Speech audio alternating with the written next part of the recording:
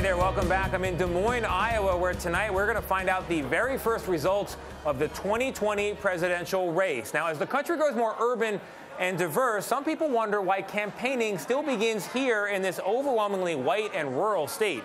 Ed O'Keefe has been here for weeks, and we asked him to look back in time to find out why the Heartland state here got to kick off our presidential elections. Ed, good morning again. Good to see you. So what do you got for us? Well, look, you know, up in New Hampshire, they like to say Iowa picks corn and they pick the presidents. But Democrats here in Iowa do have a pretty good track record at predicting their party's eventual presidential nominee. So we set out to ask, why Iowa? Thank you, Iowa. Thank you, Iowa. Thank you, Iowa. If you build it, they will come. Iowans trooped to caucus meetings across the state in record numbers tonight.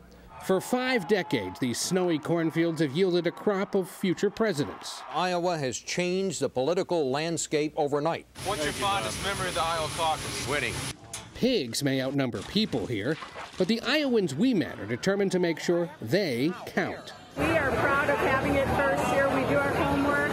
We go to events. You're going to make me the next president. Get in the fight. Thank you for being here. I've been to see Warren. I've been to see Buttigieg. I've been to see Klobuchar, Steyer. And just how much does Iowa matter to those candidates? Well, back in the 70s, Roger Mudd put it this way. It will be a psychological break for some of them. It will be probably a disaster for others.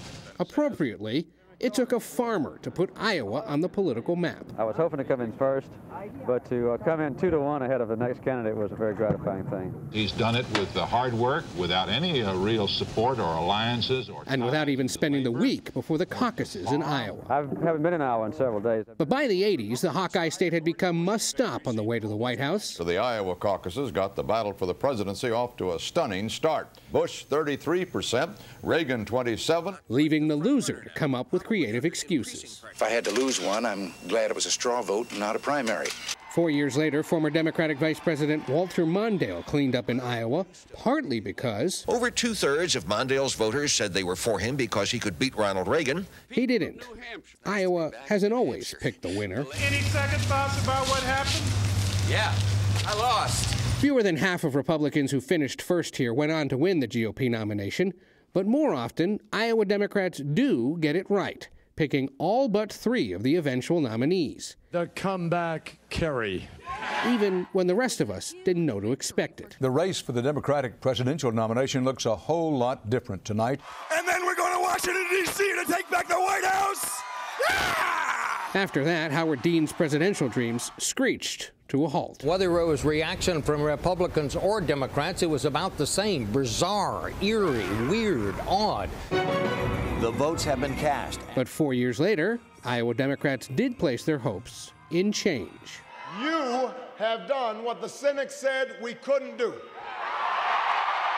You can sign up as a Democrat. Des Moines resident Tracy Murphy hopes it can happen again. But even as she dispatched Bernie Sanders volunteers from her home, Murphy wondered whether this weight should fall on her state.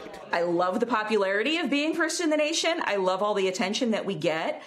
But at the same time, I don't think that it should be a play favorites to Iowa all the time. And sometimes maybe somebody else should get to be first.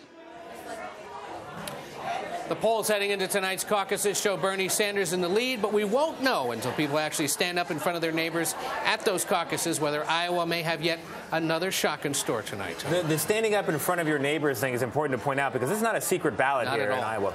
So what does Iowa say in its defense about holding the caucus first? One of the most frequent defenses we got from voters, from people who run the caucus, is you may think we're not diverse, but remember, in 2016, we picked a woman. In 2008, we picked a black man. In 2016, this state gave Hispanic American Ted Cruz the first victory in a Republican caucus. Republican side. So don't think that we can't see through that and can pick diversity. And so these caucuses are run by the parties, not the state. So the parties really get to decide. This year, it feels like if they don't pick a winner, someone who can beat President Trump on the Democrat side, that could lead to change. Absolutely. And they're aware of that, and that weighs on the minds of a lot of voters who don't support Bernie Sanders. All right, Ed, thank you very much.